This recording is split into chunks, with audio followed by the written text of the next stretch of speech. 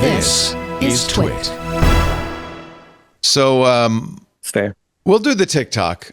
We'll get to the TikTok. I'm waiting to see what happens. There's something could happen in the next 10 minutes, so I just want to make sure we get the latest news. I've heard it's been going in and out since we got on this. Last night, I'm watching the football game, and somebody says TikTok's down. I said it's only 7:30. It's supposed to end at midnight.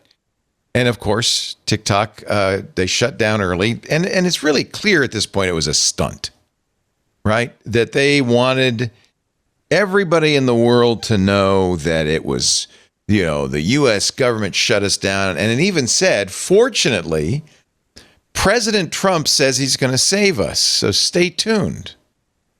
And this morning, I get up. He's not president, by the way. President-elect Trump saved him miraculously, and it's back up. But it says in the message, President Trump saved us, which I think is a bit telling. It's just incredibly odd how heavy-handed they are being with the political theater here. I mean, I think anyone watching this kind of understood intuitively that even when TikTok signaled earlier this week in messages to employees that were reported on first by the information, like that, hey, we're going to go dark on Sunday, which they technically didn't have to do. Well, that I'm was not clear one that they didn't. I mean, the law didn't require it, I guess, huh? Well, it's judging by the fact that right now they're no longer dark, I would say that throws into question the whole thing. Because yes, the law requires them to, like, what is happening here is the law penalizes both ByteDance, TikTok, the company, for remaining active in violation of this law, as well as everybody downstream and upstream of them. That's the app store like providers, as well as like hosting companies like Oracle, and I'm forgetting the other one. It starts with an A. And those penalties range anywhere from, I think, like $500 per user per instance to like $5,000 per user per instance. And it's not just unique downloads. So that adds up to hundreds of billions of dollars of potential liabilities for these companies. And nothing has changed except for TikTok says that Trump essentially reached out to Oracle and the one other internet service provider kind of working on the back end and assured them that he wouldn't come after them for those fines, which is a bit of a question mark for me because I'm not sure that Trump has the power to do that or not if he was president. Strange. So this is a law that was duly passed by Congress, signed by the president, took effect on the 19th today, as we record.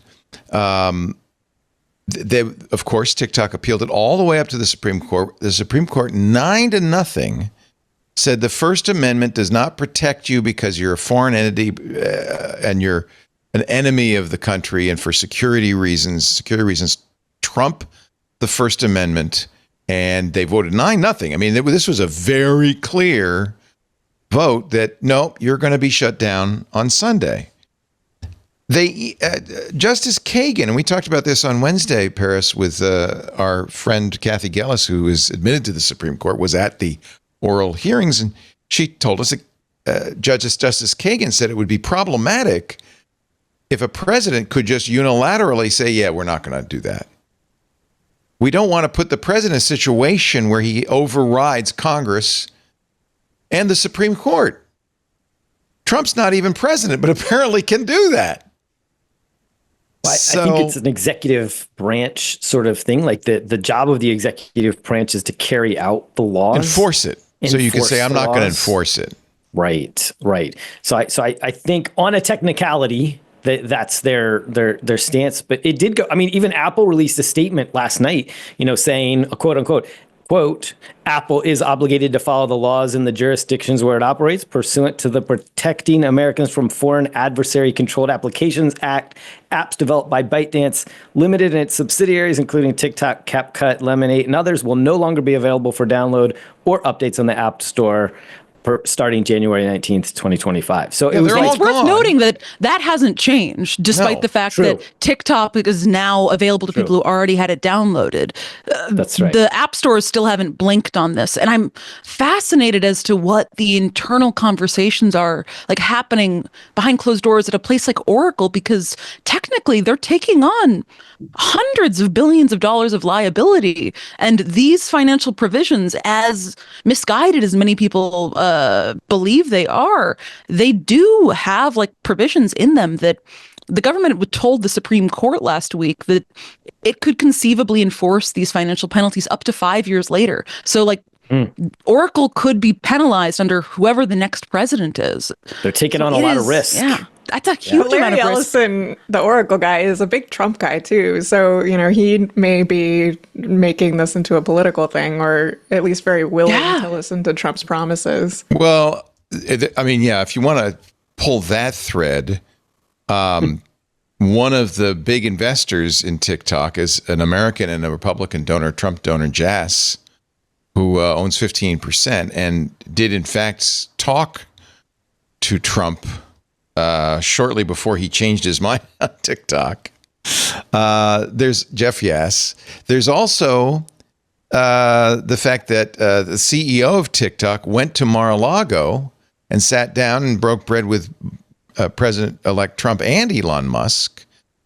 And then there's the invitation to sit next to Musk in the inaugural dais tomorrow.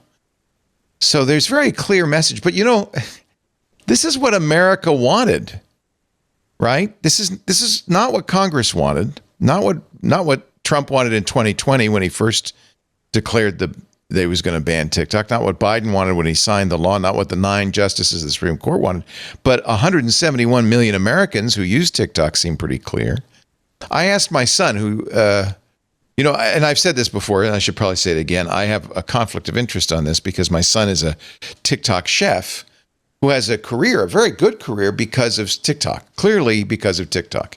He decided to start posting videos of him making sandwiches on TikTok, went from a few thousand followers to 2.5 million followers in a matter of months, parlayed that into a cookbook. Oh, by the way, he wasn't dumb. He parlayed that into an Instagram account as well, and is opening a restaurant in Manhattan in 2 months, all because of TikTok's algorithm. I asked him today, do you think that could have happened on Facebook, on Instagram, Facebook's Instagram? He said, no.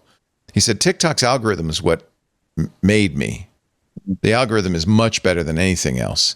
But he was also smart enough to move to Insta. He says he knows many, many people who were telling him, I'm going to have to go back to work. He had a friend who quit his job last week because TikTok was making him money. And he says he's going to have to go back hat in hand to get his job back.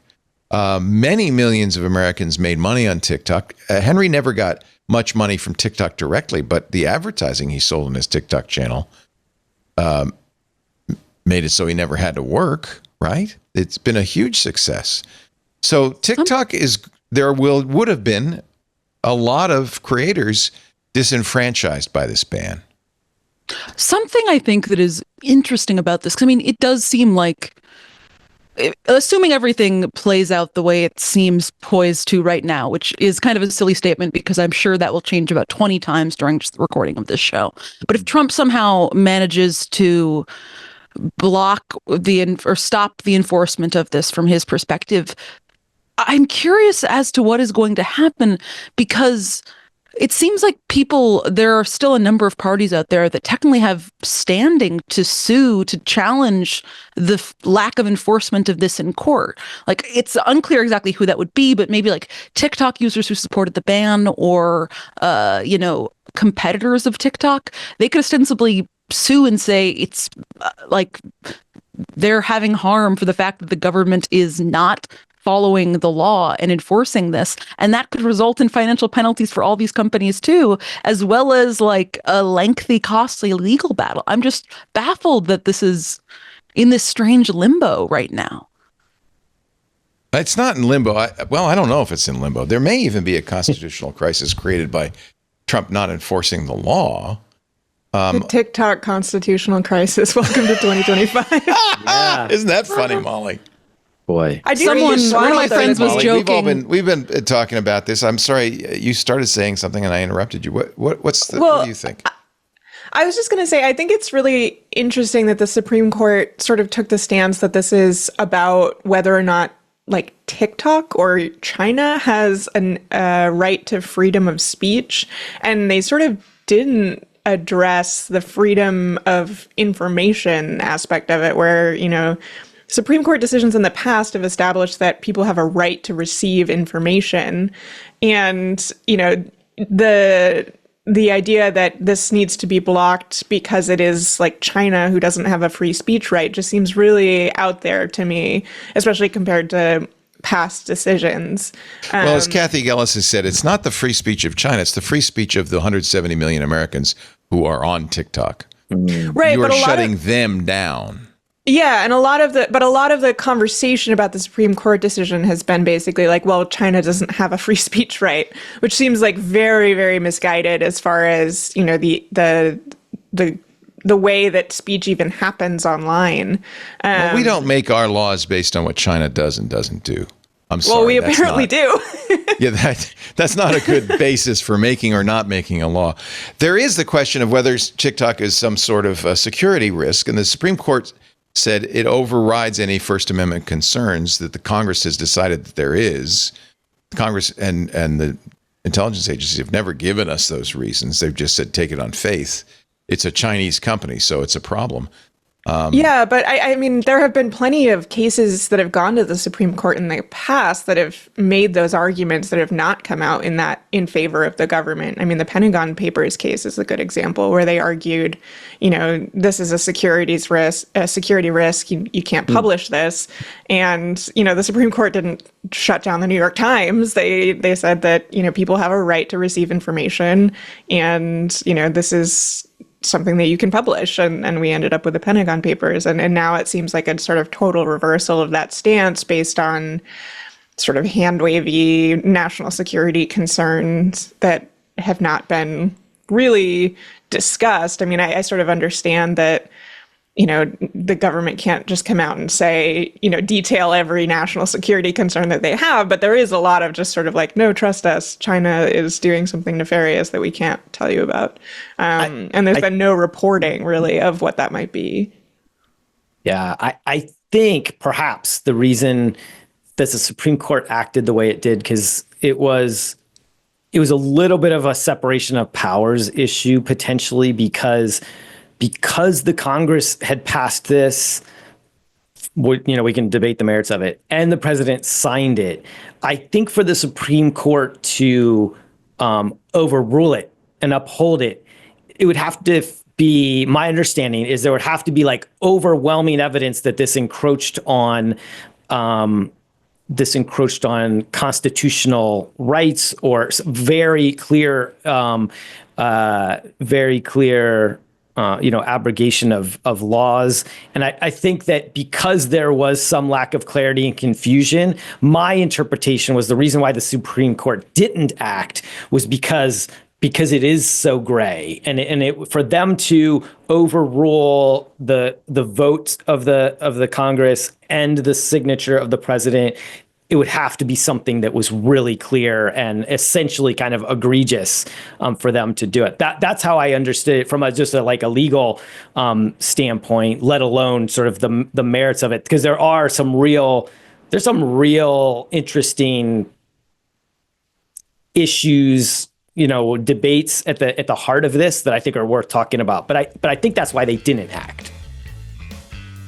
Hey, thank you for watching this little snippet from our big show, the News Roundtable This Week in Tech. I'm Leo Laporte. Each week we cover the week's tech news, in-depth analysis, but it's also fun and engaging. You'll find it at TWiT.tv along with all of our shows. And if you want more, just hit the subscribe button, and we'll be sure to bring you a lot more great content. Thanks for listening.